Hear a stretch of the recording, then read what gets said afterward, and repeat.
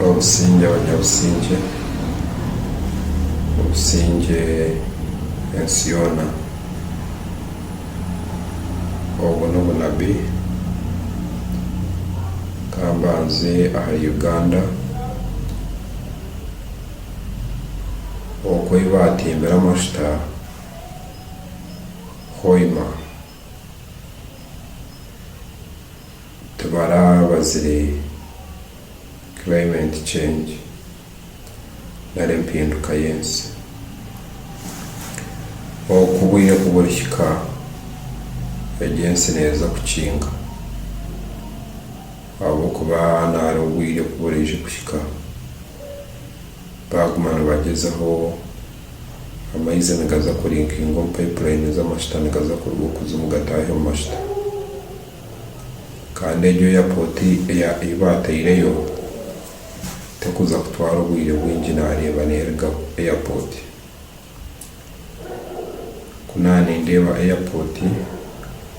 ngaruka ndeeba oil field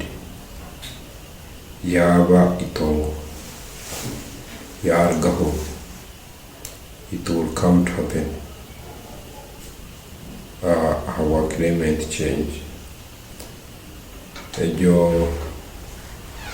lake na river na lake whatever neeza kukinga egyensi ensi kunkuba ningire ndeeba nebihamba nindeeba za buffaloes na animal neija kusigaza omuhanda gumwe ogwo abantu baba nibashuma nibaza okwa nyanja emihanda endiijo eri yakinga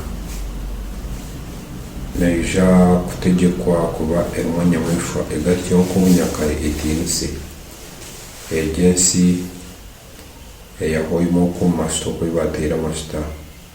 eri yagaruka ekingi egyo enyanja neija kwimuka n'amaani maingi egarukye neija kuba eine oruho eine omwika erikukwata ensi yoona ekakwata ekagaruka ekaba ekibira kandi etakwikirizamu neija kwekinga enyanja neija kukinga ensi egyo yoona egarukye ebe nka before ebyona murikukora by'amataka byona nibiza kurugayo okwo oil field ya Hoima biza kurugaho nibigyenda egyensi eri yagarukaho terigira na muriisa terigira na muhingi